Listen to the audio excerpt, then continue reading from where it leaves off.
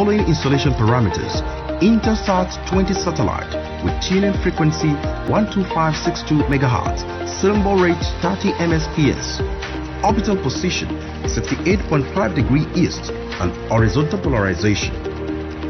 You can also keep in touch with episodes of our programs via these social media platforms. For inquiries, please call 070-3265-6544 or mail us via enquiries@acnntv.com. ACNN, reaching the world with the undiluted Word of God.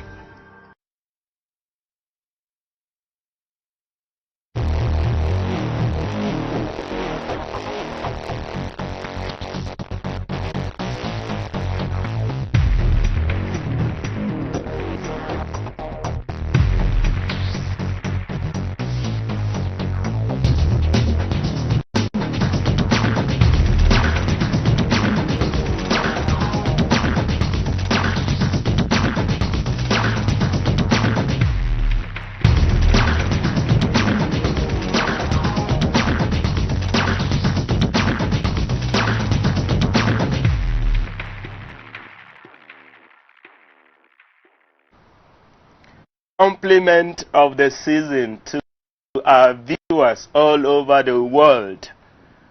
It cannot be overemphasized that insecurity is still the major problem in Nigeria. From north to south, east to west, different insecurity cases being reported daily.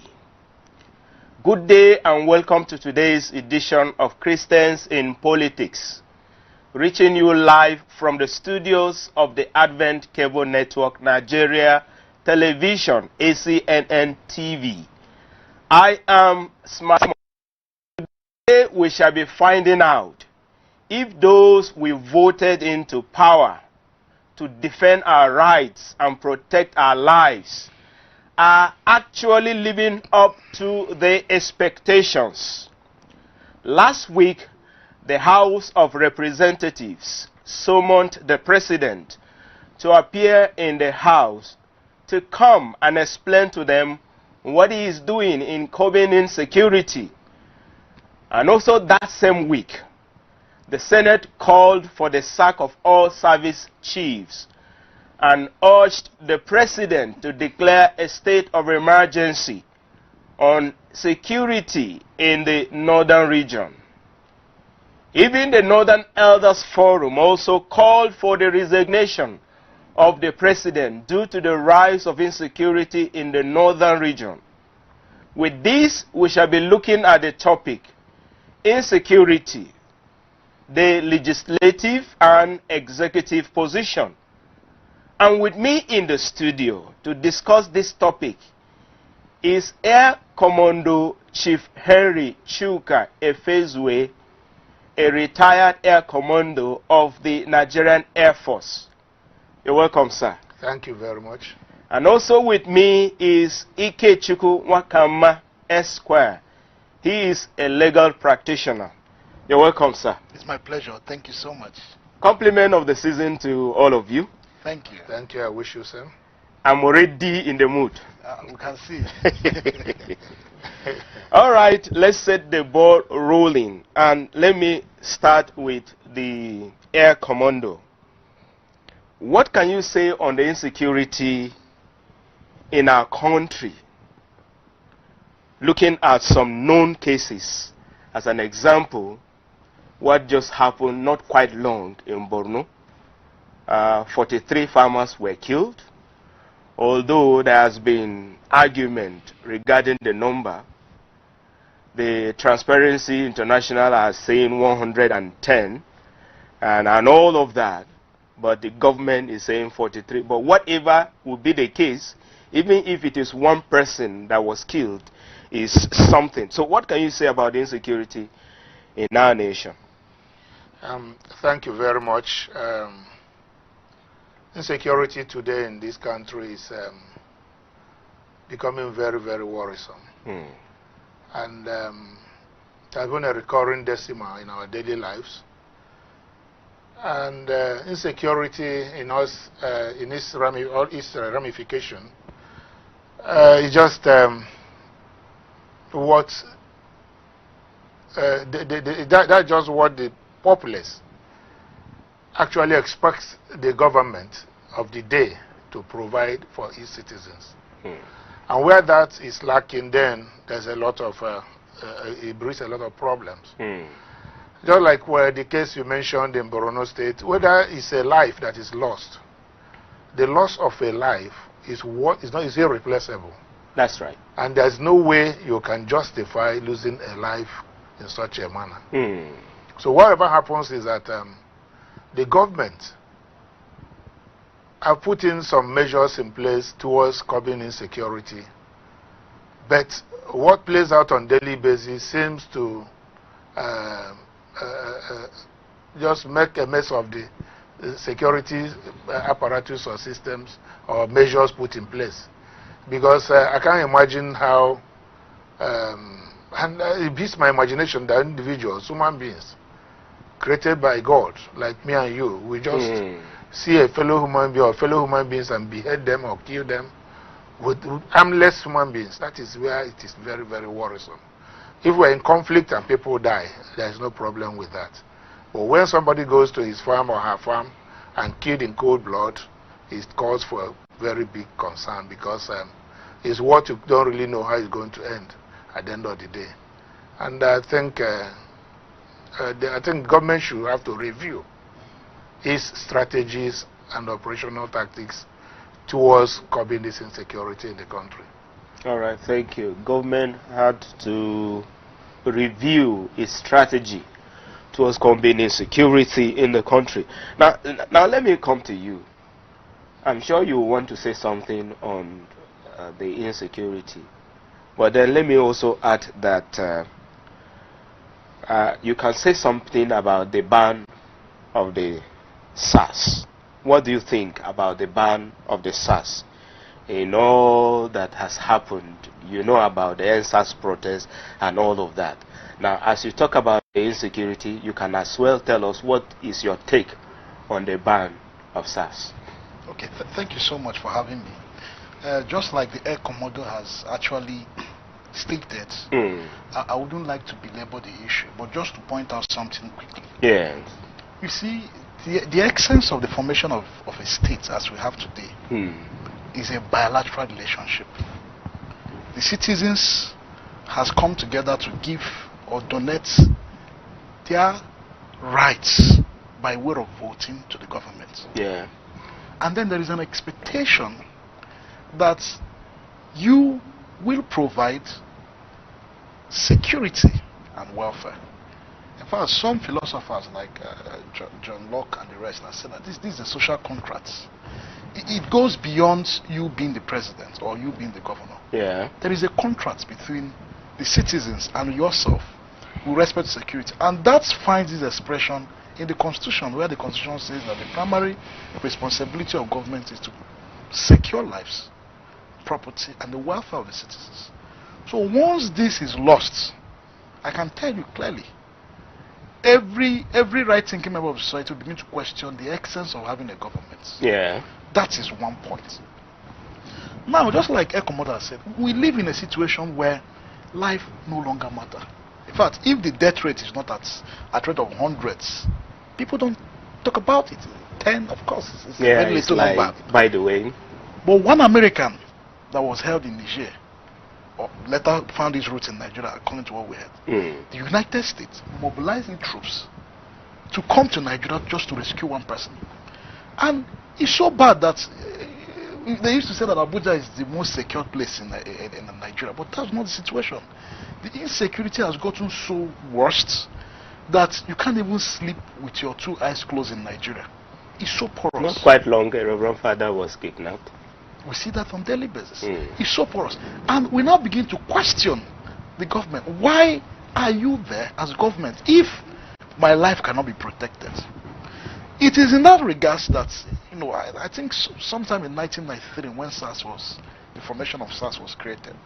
Then if you look at the story and the history line, there were a lot of a spike in armed robbery. So they said we needed a special formation to come in to tackle this. At the beginning, they did a very wonderful job, in all fairness to them. You know, they did quite well. Places like Lagos, places like Aba, where there were very serious armed robbery. Now, it still comes to the problem of Nigerian police force, which we have to watch carefully. The history of Nigerian police force has always been linked to a situation where the colonial masters has only used them to suppress the people. Exactly. So there is this mentality in the mind of a policeman that I'm there for the political class to suppress the people. But that doesn't apply to all police officers. Yeah, it's like something is wrong with their training. Exactly. So you go back to the 1929 Aba women riots. It started. So we've had the history of people saying it's enough to police brutality. It didn't start today. The SARS, okay, during the 2020, the just enacted the Police Act. In the course of discussing of what the name that was proposed in the Act, the Police Act of 2020, was Nigerian Police. But some Nigerian policemen said no, we can't remove force. If you remove force, Nigerians will not respect us. But what is the best practice? In other countries of the world, do they apply force in front of their names? Like in the United States, do you see force? In fact, even in their own, Ekomodo will speak more in the security aspect. They don't even allow them to go with long gun. It's more of shotgun. In a normal protest situation, you don't even see police going with gun. You see them going with shades and a baton. But that is not worse. Today, in NSAS, SARS degenerated into a component where the citizens became so much uncomfortable. I give you an example. In Abuja, the place where SARS stays is called abattoir. Abattoir. And I never knew this. A client walked up to me. A place of slaughter. He said, I need you to go to abattoir to help release a client that was detained. I said, how can I release a client in abattoir? It's where they slaughter cows. The person said, no, it's actually the office of Nigerian police SARS. I said, it's called abattoir. If you walk out from this station, ask any cabman to take you to abattoir. It's that bad that even in the phase of this, it became badder than. Again, it was disbanded. But the question is beyond the disbandments. Is the reintegration, which might be a discussion for another day anyway. Okay. But again, it's a welcome development because there was suppression. In fact, you can see what is going on in the panel. I don't want to preempt them. But the stories we are hearing that comes out of this panel of inquiry is so baffling. How can a police officer or police formation behave in such a manner? But again, the report will come out in no distant time, and Nigerians will see the kind of people they've entrusted the security of their lives to. I will leave it at that. Yeah, I learned that the IG also went to court to stop the panel of inquiry. Was it a rumor or it actually happened? Well, if we follow the events, it happened. There was a suit. There was a suit number. The suit was withdrawn. It also exposes the non-coordination of these arms. The IG I heard he even took steps to even query people who took the action. There is no coordination. And it brings me back to SARS. You know, one of the things that frustrated Nigerians with respect to SARS. If a SARS man arrests a person, I've experienced that as a lawyer, and you proceed to get the person released, and you write a petition to Commissioner of Police, the Commissioner will tell you that they are not under my control. Go to the IG. You get to the IG will tell you go to they will refer. In fact, you can't even submit a position in a normal procedure. For you to submit a petition in the police force headquarters, is a terror on its own.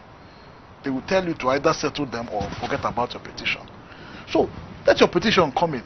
They will not direct you. So it became a system where people were not held accountable. That has played out in the suits that you just mentioned. How did they get to the court? Who authorized such action?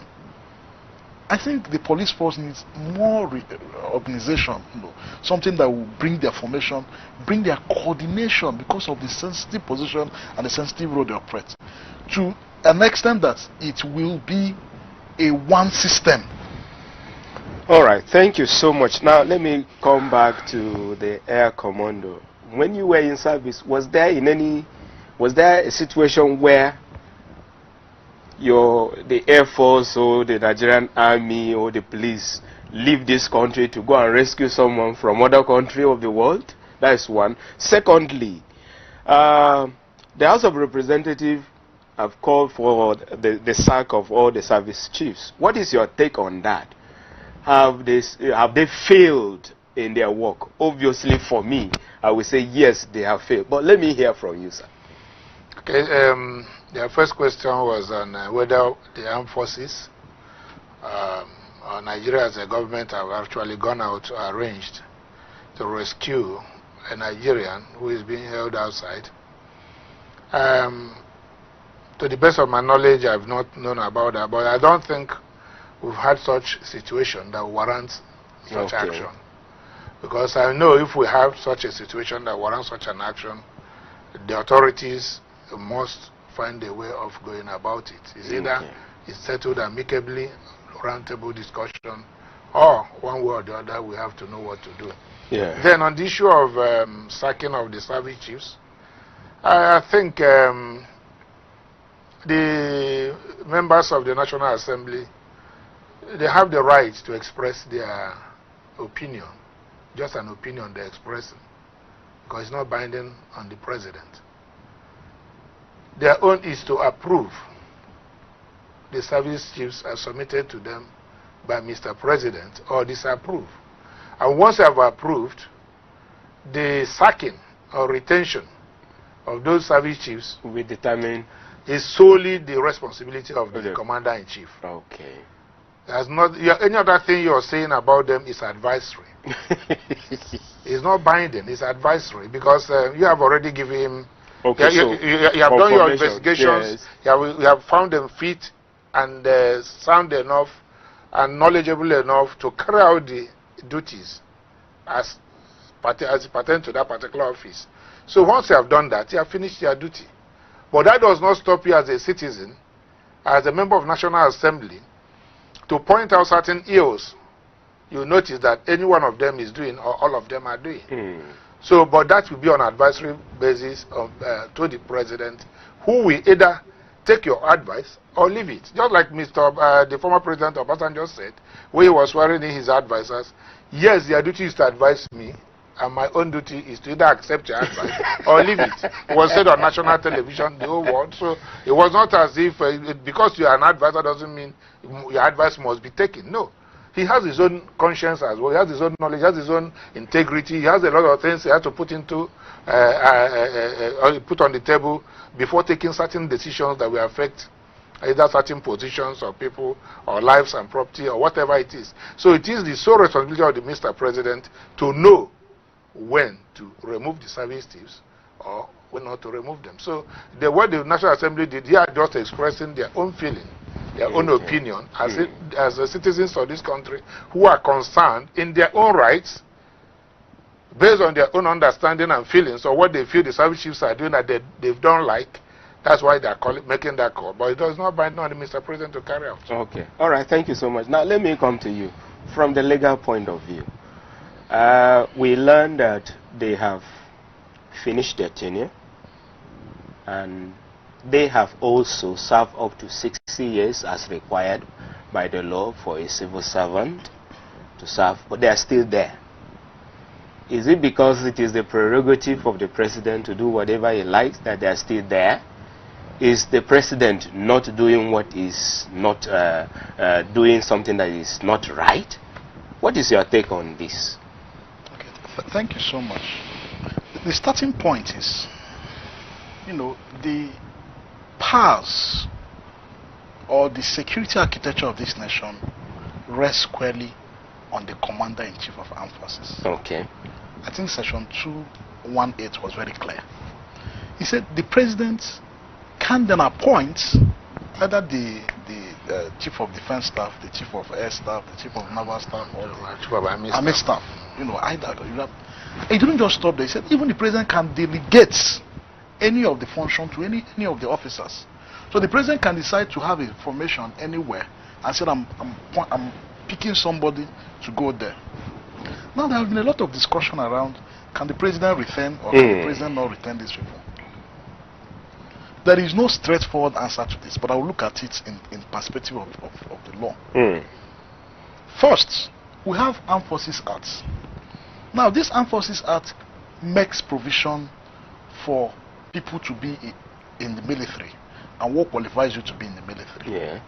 Well, above all, it gives the president the powers to make regulation with respect to the operational use of the armed forces. In fact, if you look at the section, it keeps repeating the word operational use, but the operational use was not defined. Is with respect to these powers under the Armed Forces Act that the president now, they have a harmonized condition for service. Condition of service. Exactly. That regulation has, I think we have the recent one of 2017. Okay. Then he says the president, once you appoint a service chief, they should serve for 2 years. Then the president can extend that for another 2 years. That is 4 years in a whole. But I think 11.09 or so now said the president can still, extend that. The argument that arises from there immediately is, can you extend that beyond the time they are supposed to be in service? Because Section 318 of the Constitution defines members of the armed forces as public servants. And being a public servant, it means you are under the public service rules that says it's either you stay for you've stayed for a term period of 35 years or you are 60. You are 60 years. Now, can the president extend their service here contrary to the public service rule? The answer is no. But remember, they are appointed by the president, occupying a position, though recognized by the Constitution, but that position can be delegated by the president to any member in the armed forces. And again, there is a regulation that says, of course, you can extend that. But while looking at this, I came across a decision of a court of appeal in 2017. It happened between the Controller General of Customs and one controller Abdullahi. It was a 2017 decision. What happened in that case was the controller, that's Abdullahi, was retired unceremoniously by virtue of a policy guideline made by Nigerian Custom, giving conditions you can retire an officer of Nigerian Custom. When that was actually challenged in court, the court said, you know what, your policy on this cannot override the public service rules, which is the service rules with respect to how a public servant should stay and how not he should stay. The point I'm making is very simple. That first, before you became the chief of army staff or navy staff, you are first a public servant. And if you are a public servant, it means that the period of which the law, here I mean the public service rules, allows you to stay, you cannot stay beyond that. The thing I expected them to do is to retire. If the president then wishes to extend them out of retirement, he's and allowed ask to them do to that. continue. You're allowed to do that. But at the moment, you have to retire. I don't know how it works in the in the armed forces, but Ecuador will be able to explain that. But I see a situation where, of course, there are hierarchy. I see a situation where if you allow someone who has retired to keep staying over and over, you might unknowingly be passing an information. Yes, you are the commander-in-chief of armed forces. You have the right to retain them. You have the right to even elongate them. But are you actually doing what ordinarily should be in the best interest of the armed forces? All right, thank you so much. I know that Air Commando want to say something on this, but let me add this question: whether the National Assembly, do they have the right to summon the president to come, and does the president? Can the president be mandated to honor their invitation as we talk about this? Okay, like the previous question on the tenureship of the service chiefs. Yes, sir. I think, yeah, first and foremost, they are all public officers, just like when I was serving, I was a public officer. And what we should get very right here now is that for you to be appointed a service chief, that service chief position you have occupied, yes, there is a tenure, first 2 years, second 2 years. But you should just understand that that position that man or that person is occupying at that particular point in time is not designated political. Okay. Not designated political, a political appointment. Though in quotes, but having gotten to that level, because you are now occupying a political position, because you are totally subject to the commander-in-chief who appointed you, and you take directives and instructions from him. So in the issue of serving 60 years or serving 35 years, at this point, has been nullified in a way. I've been put to the side in a way. Because politically, you are now operating as a political appointee. And no longer a career public servant. That's the way it is. Okay. I'm no longer working as a career public servant, because when you are talking about career public servant, once you're 35 years of age of service or 60 years in age, and mind you, the military service does not follow that. Okay. I retired from the service based on age, on my rank. Okay. Not the number of years I put into the service. Yeah. And not my age as at the time I was leaving. Because in the service, every rank has an age. If you reach that age and you have not passed that rank, you retire. Okay. That's in our terms and conditions of service, which is quite different from public service rule. Yeah. So if this could not be applied, if this is being applied across board in the military, then the appointment and the sacking of service chiefs should not be an issue people should worry about. Okay. It's at discretion of the commander-in-chief. If he feels they want to be there until the day he serves his 8 years out, well and good. But in all, we have to be very careful. One, because it brings in a lot of discontentment on the part of those who are serving, because by the time the service chief will be there, you see that maybe the people he will be meeting in the service will be those who are very far junior. Yeah. So the issue of getting a genuine advice from his subordinates may not be there. Because none of them may have that willpower to say, let me advise chief on this thing. No, it will be, because if we are contemporaries, I met you in Defense Academy when we were training, I will have this thing, because I know how we have related, how you trained me. Suppose I'm your junior, how you have brought me up. I will have that guts, I will have that confidence to come and say, let me go, and if I have the opportunity, I will tell chief this. Yeah. But somebody that never met you, we may not have that audacity to come and say, let me advise chief on this. Then on the other side of summoning the president. Summoning the president is a constitutional. I think not just is constitutional, but it is a normal, it's conventional. Okay. For smooth running of government. Yeah. Because the National Assembly, their major role is to legislate law, make laws for the governors. Who executes the laws they make is the executive. Yeah. In the course of execution of that law, they have the right to invite the executor to come and say how he has gone in executing those laws. So Mr. President has the rights. In short, it is obligatory on him to honor the invitation. At times he may go in person, if he so wills. Yeah. At times he may send a representative to go and answer. But whether to answer, yes, it's obligatory on him to answer. Okay. Because if not, you are now running against the government you are ruling. All right, thank you so much. Viewers, on that note, we will go on a short break. And when we come back, we will look at the call from the Northern Elders Forum that the president should resign if they have the right to do so. And that will be done as soon as we come back from this break.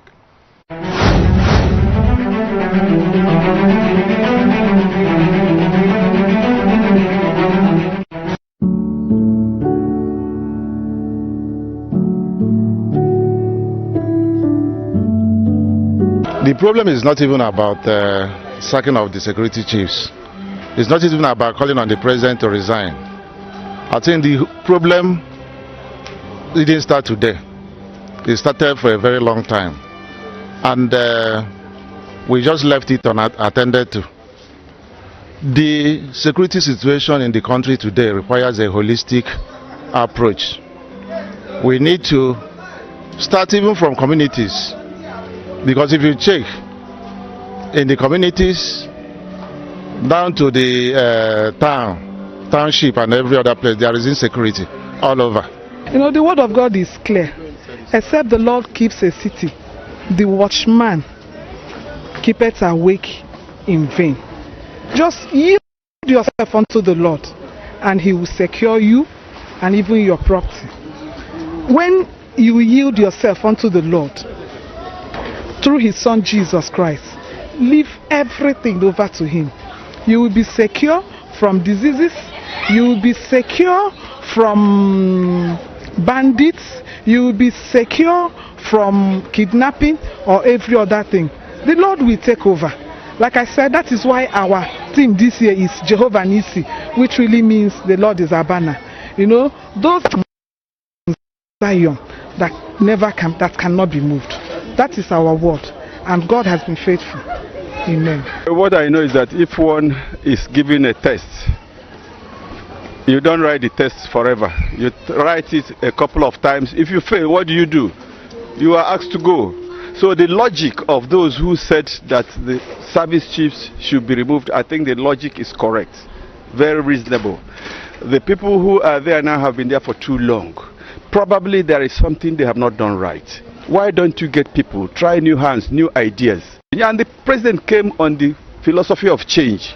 Nigeria requires change at this time. New people, new ideas, new venture, so that we can get better. So I think anybody who is asking for change is not being wicked. It's only asking that let us try new sets of people. And if new sets of people come, they don't do well, please, for God's sake, move them out and get new set of people. First of all, God is the security. But as human beings, we try our best to be very security conscious. This is not something we leave for the security outfit, only the security outfit in the country. It is all of us should be security for this country. Because as you see, things are not going the way it should. So we just have to take things up by ourselves and be very conscious of ourselves. Yes, it's a constitutional issue to look after lives and property by those in leadership position, particularly the president of the nation. But the irony in Nigeria is that even if you sack these people who are serving, then the question will not be, who are you going to use to replace them? Because we have seen a lot of recycling. You remove A to put B from the same place and the same performance. So what we need to do is to ask people to know that they are serving the entire citizenry, to be more cautious, to be more committed, to be more dedicated. Because as it is, if you look at the leadership, what we have there is recycling. So when you bring these people, you still bring the old brigade, and we are not going to achieve much. But we pray that those who go up to take up leadership positions, they should know that they are serving for common good. And if they know that and stick to that and keep to it, I think things will change for the better, to the glory of God. Sack may not be the answer, because if you sack, who are you going to replace with? They will say bring their type and put there, and the citizens will never be, well for it. We pray that those who go to serve in such capacities should be men and women who know their onions and discharge their duties religiously and meticulously too, to the glory of God. Yes. No, basically, I will still go back to the issue of prayer as being the key. That one aspect of watchfulness is not to be tired in praying. It's very, very important that I must start by saying that prayer is the key. Moses at the time was tired.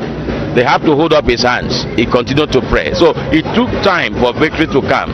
So for Christians, they should be steadfast in prayers. But that also calls for carefulness. That calls that whatever we do, we should be careful. Nobody on his own will see death before him and walk into it.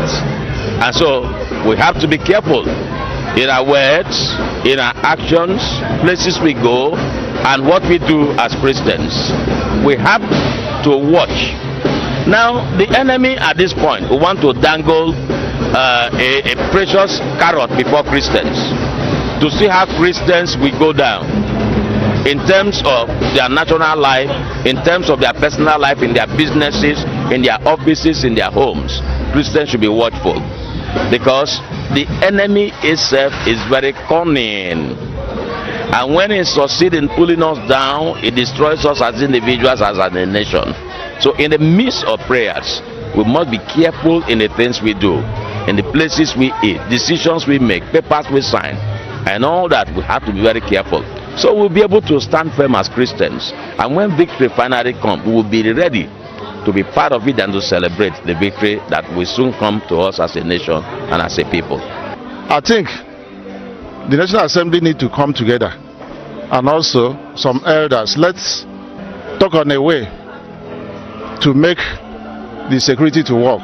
Because I could remember when we were growing up, we used to have vigilantes, community security, and you dare not come to the villages and steal or do anything without being caught.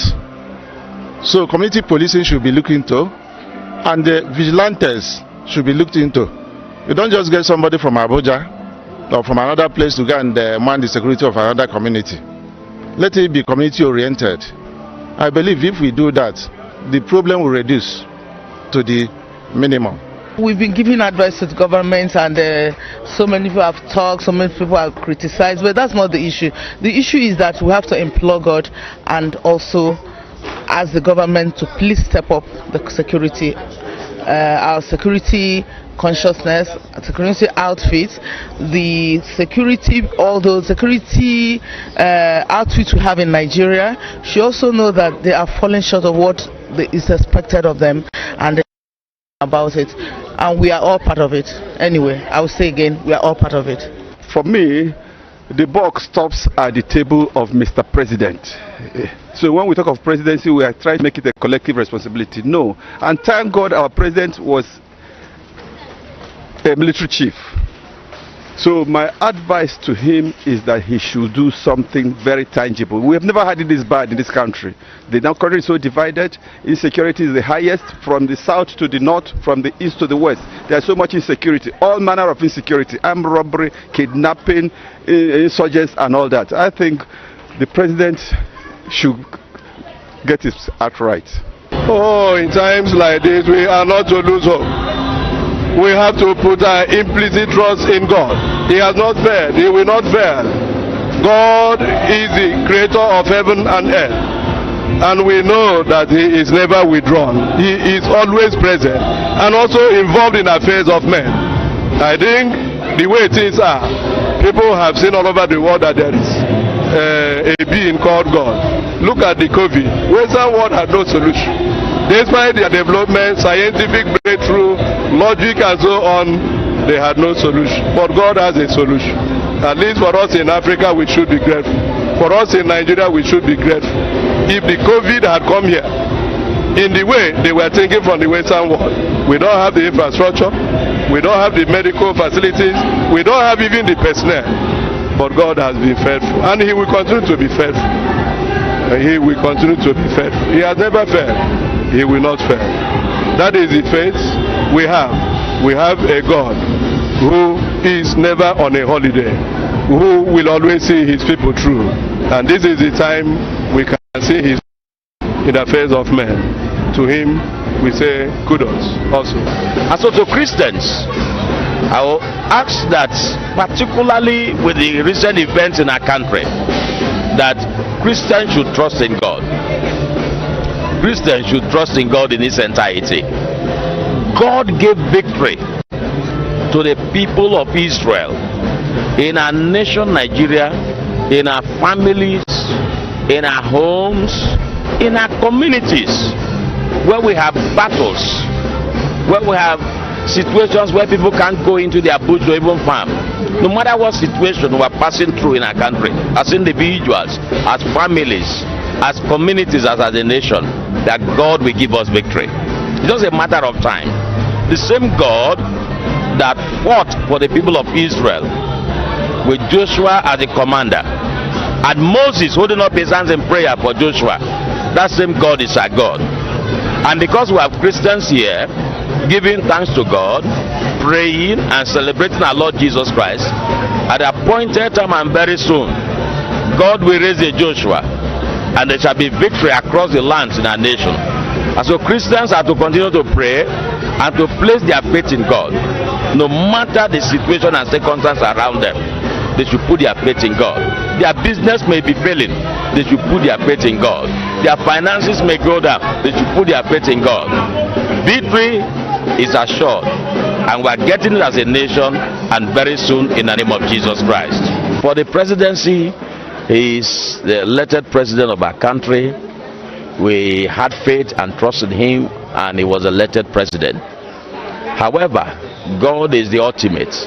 He places kings and he pulls them down. So the president is in the hand of God, for God to act the way he wished to act. But as for the service chiefs, they have overstayed their welcome. Certainly there's no doubt that they have stayed enough. For everything there is a time for them to come. And I believe, and I join the rest of people who are saying that it's time for them to go. That the president should do the needful and make changes. Certainly people come, different people have to serve. These are people meant to help him. But in a situation where we discover that we need some new hands, younger hands, faster brains to look at our security architecture, I think I join them to say that for the service chief, it's time for them to go. For the president, he is in the hands of God. God established princes and pulls them down. So we leave God to take decision for the presidency. But the service chief, they should go. New person should come and let's see new life into architectural part of our security. And I'm sure that that will make a difference in our country, Nigeria.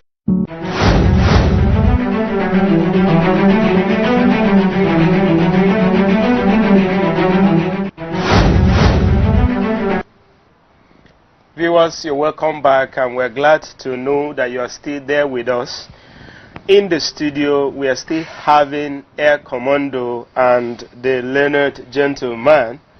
And before we went on that break, we have earlier said we want to look at the position of the Northern Elders Forum. Recently, the Northern Elders Forum, who campaigned and canvassed for votes for the president in his first and second election, has cried out calling for the resignation of the president. And the presidency, in responding to them, said the call for the president's resignation is irresponsible. Let me come to you, sir. What is your take on this? My take on it is the Northern Elders Forum, just like I stated in the case of the National Assembly members, they're expressing the opinion. Yeah. That is their right. Freedom to speech, freedom to say what they feel is to say the opinion. That's what they're expressing. And for the fact that they campaigned and voted for him, to me, it does not make any meaning. Why do I say so? Because you have campaigned for somebody, you have put in your time, you have put in your resources. The person is not doing what you want him or what you expect him to do. And you now say he should resign. It's a normal call. Yeah. Absolutely normal and right. And correct in its own entirety. Yeah. Because you expected him or her to do better than he or she is doing, but it's not performing to your own, based on your own judgment and assessment and judgment. So what you should do is to maybe tell him, oh boy, if you know you are not going to do this thing, let me go broke now. You can now make his step aside. So in such a case, you see that they have every right. Whether they voted for him or they wouldn't have even voted for him. They would have even campaigned for him. And I'm just saying, hypothetically, they would have not even voted for him or campaigned for him. But for the fact that the man is doing well, and maybe another people are calling for resignation of that man, they can still come up and say, we don't want that man to resign because he's doing well. Yeah, they can do that as well. They can do that as well.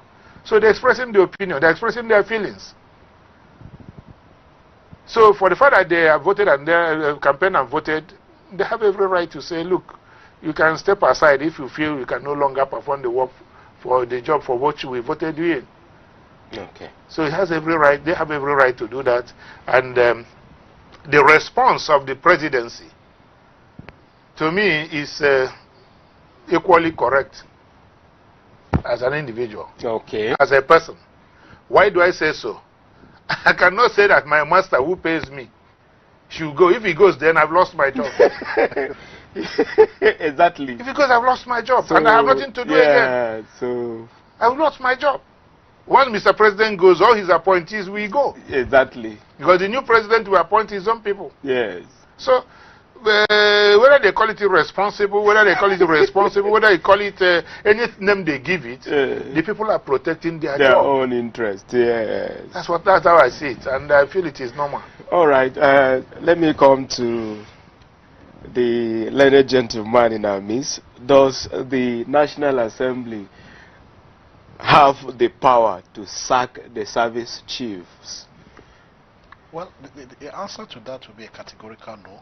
Okay. Because it's only the appointer that can remove the appointee in all sense. So they can't do that. But just like Air Commodore said, they can actually express their view.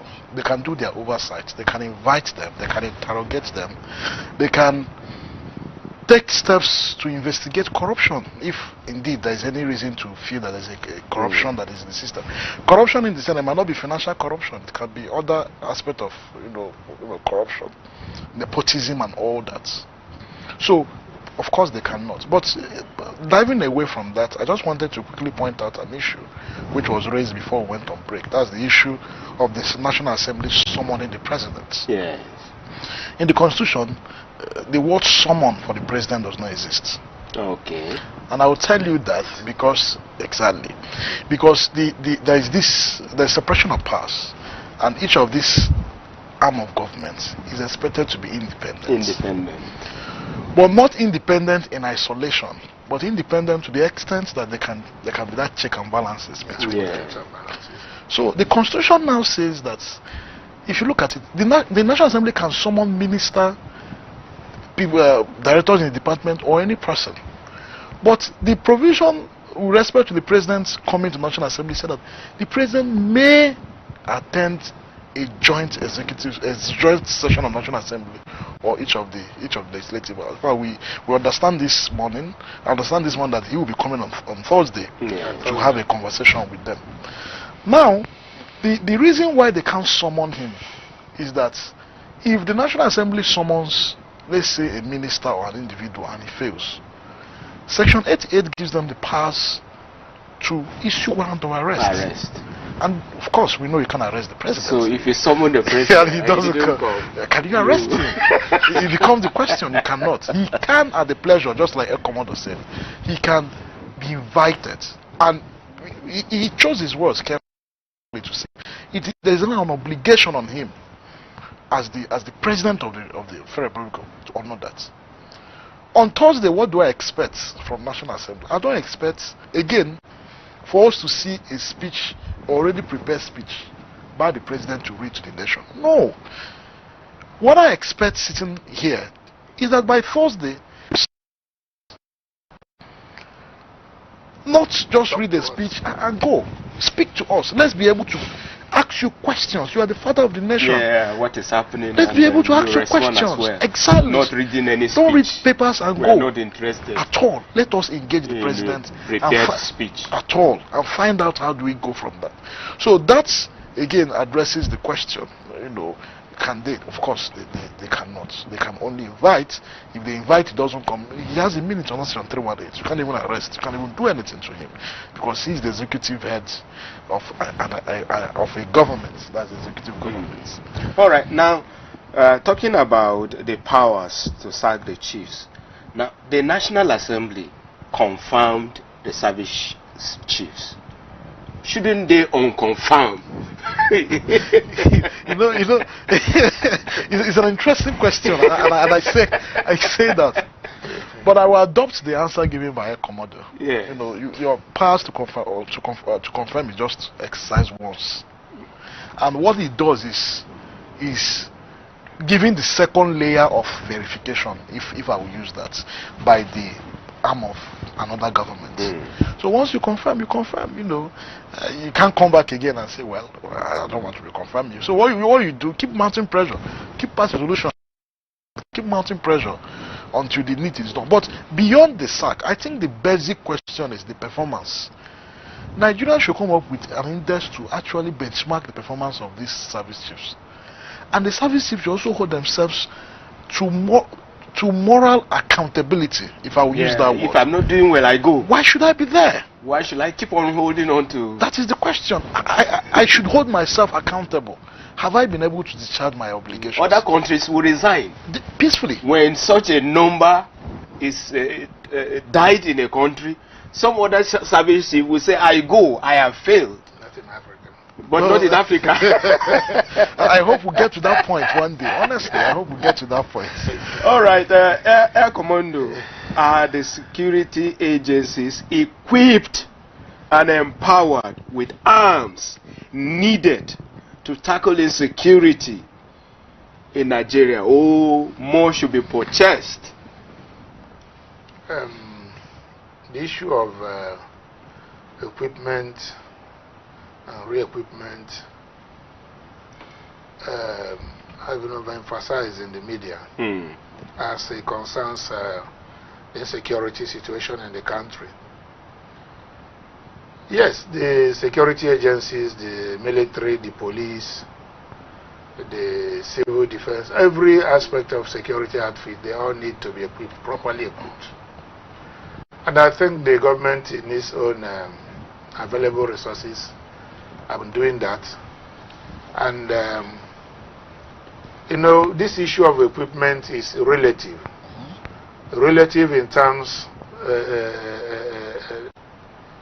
of the challenges you are facing at that particular point in time.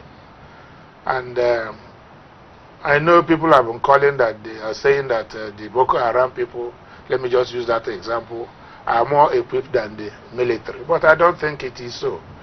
Why do I say so? I think what the military is or needs more in this circumstance or this instance is that they need more internal mechanism to getting information about the insurgents, the enemy, and not really the equipment you have. Because I think the insurgents are getting upper hand now, or in the situations we find ourselves, because we have some fifth columnists within us who divulge information to the enemy. You do all your plannings, you come out, the enemy lays ambush for you and knock you out. It doesn't mean you don't have the equipment. No. What means that they have a superior information, or they have a good information about your plannings, preparations, all that you have done. They will now come in and they make a mess of it, because somebody within us have given her that information to them. And let me tell you, if you have a privileged information against the enemy, you knock him off. Yes. And if you like, let him have the best equipment manufactured yesterday by America or Germany or wherever. If he's unaware that you are aware that you already know about his movements and your plans, if you come in, just a question of one bullet is enough for you, and that's the end of you. That will not go to say that they are better equipped. No. But let me even tell you, even during the normal peacetime, if there is no Boko Haram, they still need to equip the military properly. We go for trainings, we go for exercises. We need this equipment for training and exercises. So the issue of equipping them more is a continuous thing. It's something that is it is continuous. It's a thing that is continuously evolving. You don't just equip and go and sit down. No, because the military tactics and this and that are all dynamic. And as the new equipment are coming out, you look at it. How does it suit our own environment? Do we need it? How do we employ it? And then when you get it, you also need to train the people on the use of it. Training and retraining, equipping and re-equipping. And you continue to do that. And it is a continuous thing from beginning. There's no day, because at times the ones you have will be obsolete.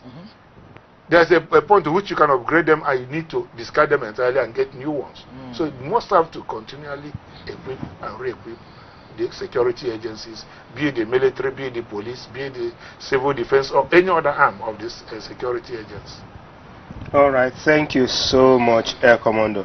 Now, let me come to you, and this is going to be like your last word. What is your advice to the legislature and executive arm of government, particularly in combating insecurity in Nigeria?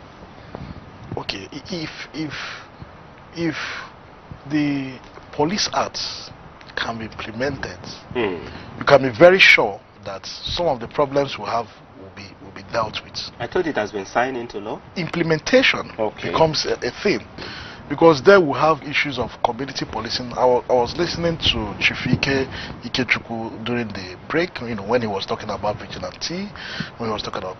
I think we need legislation that can begin to hold security agencies more accountable, that can begin to restore confidence. Because for there to be a good security architecture, there has to be a mixture between the security apparatus and the people. And this is one of the problems we have. There is a divergence. A disconnect? A disconnect. I shouldn't be scared seeing a police officer walk up to me. Police is our friend. Definitely. It's one of the biggest lies. Because of issue, I should be able to be able to share information with the police. In fact, one of the reasons, why, of course, coming from the other side, why the farmers were killed is that the Boko Haram said they divulge information about the oppression. Well, I wouldn't confirm that. I wouldn't know whether that is correct or not. But the National Assembly should again keep reviewing some of the laws they make and keep insisting the implementation by way of oversight. And the executive, again, which is one of the important points I think we should raise, we should be discussing it, is the issue of state police. I know it is a big issue, but the reality is that if we must get the internal securities correct, then we should start looking towards the state police. So the executive and the legislature should look at a possible ways of fashioning out state policing. Because what happens when we have a state policing is that you can be able to hold the governor accountable. If you call on the governors now to give account of security situation, they will say we are not in control. Two governors have said to our hearing that we are chief logistic officer. One said that one said, you can't call me the chief security because I am not in charge of the security apparatus. Exactly. So we have to start looking at the entire architecture, from state policing to what we have today, the laws. Are they enough to deal with the circumstances we are facing? And in my view, I don't think they are. All right, thank you so much. Now, Air Commando, what can the masses do in all of these security challenges? Is there anything we can do? They say security is everybody's business. Yes, the masses have a lot of role to play. First and foremost, they should see themselves as part and parcel of the security architecture. Why do I say so? They should be able to feel free with the security agents. They should be able to approach them. They should be able to divulge information to them. Just like what Barrister Ikechukwu said is that when you have a smooth interaction with the civil populace and the police or the security agencies, if they're able to give you information, so the people know, those who are new in the society, in the community, they know what they are doing. Even if they don't know it immediately, as time goes on, they will now be able to know what brought them to their community. And some communities today, you cannot just come in and park in and then get a house and sit. No, I'm parking. You should be able to register with the security apparatus of that particular community. They should know what you're doing. They should know what you have come to do. And when you do that, you see that the masses, once there's any person that is smuggled in, they are the ones that will still know. Exactly. They will be the one that will release the information to the security, the vigilante, head of the vigilante, or even to the chief, or to the president general of the community.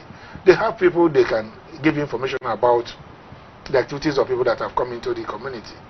And if they're able to cooperate and then give information about the people that have come into their community, I think this thing will be a thing of the past, because they're really worrisome because we are losing lives. We are losing lives we cannot create. It's not a car that if you lose a Prado today, you decide to buy a helicopter tomorrow. Not at all. You cannot replace life. So all right, thank you. Life cannot be replaced. That is where we will keep it. We'll keep it there. That lives cannot be replaced. And we want to thank Air Commando Henry. Now time to come. Though retired but not tired. Thank you very much. Thank you so much. Thank you. And the learned gentleman, Ike Chukwuwakama, thank you so much for your thoughts today. It's my pleasure. We appreciate your coming. Thank you so much. We will definitely invite you again some other time. Our pleasure. Thank you This so is much. where we draw the curtain. The protection of lives and properties is solely the responsibility of the government, and we want to use this opportunity to call on the government to please rise up and ensure that lives and properties are secured. And please, citizens, also note that security is everybody's business. Don't go to bed and sleep like everything is okay.